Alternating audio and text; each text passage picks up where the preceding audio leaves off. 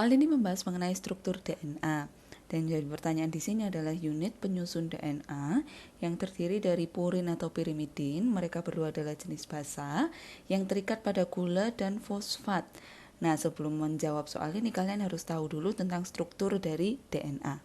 Struktur DNA bisa kalian lihat pada gambar seperti yang ada di sini. Pada bagian ujung ada gugus fosfat atau biasa dituliskan sebagai P. Dia akan menempel pada gula deoksiribosa sama seperti soal terikat pada gula dan fosfat. Nama gulanya adalah gula deoksiribosa. Kemudian ada basa. Nah, basa inilah yang dibedakan jadi dua jenis yakni purin dan pirimidin. Setidaknya ada 4 jenis yang ada dalam DNA. Untuk basa purin yang memiliki cincin ganda, jadi ukurannya lebih besar, terdiri dari guanin atau adenin, disingkat sebagai G atau A.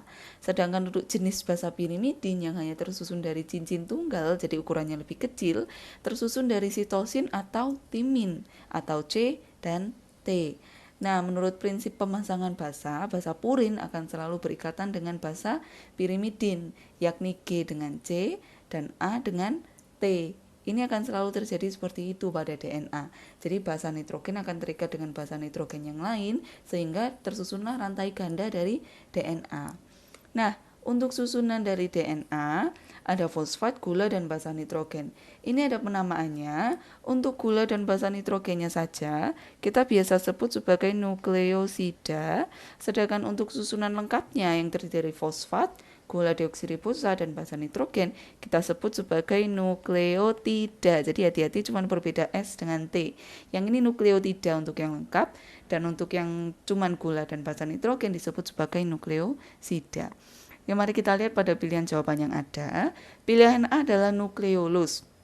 Kalau kalian melihat gambar sel, pada bagian inti biasanya ada gambar yang lebih gelap. Jadi ada titik lebih gelap atau biasa juga disebut sebagai inti dari inti. Sebenarnya fungsi dari nukleolus adalah sintesis ribosom. Cuman ini jarang dijelaskan. Tapi nukleolus adalah bagian inti dari nukleus atau bagian dari nukleus atau inti sel itu sendiri. Dan ini tidak menjelaskan tentang unit penyusun DNA. Kemudian di bagian B ada nukleosida seperti yang sudah saya bilang sebelumnya. Nukleosida adalah unit penyusun DNA, tapi hanya tersusun dari gula dan basa nitrogen, jadi tanpa fosfat. Jadi ini bukan pilihan jawaban yang benar. Untuk C, nukleotida adalah pilihan jawaban yang tepat. Dia adalah unit penyusun DNA yang terdiri dari fosfat, gula deoksiribosa, dan juga basa nitrogen. Itulah kenapa C adalah pilihan jawaban yang benar. Pada pilihan D ada nukleus. Nukleus adalah inti sel dan di sini terdapat materi genetik, kromosom, DNA semua dapat ditemukan pada nukleus. Ini bukan jawaban yang tepat karena yang menjadi pertanyaan adalah unit penyusun DNA. Kemudian di pilihan E ada gula pentosa. Gula ada beberapa jenis. Untuk yang pentosa artinya ada 5 atom C.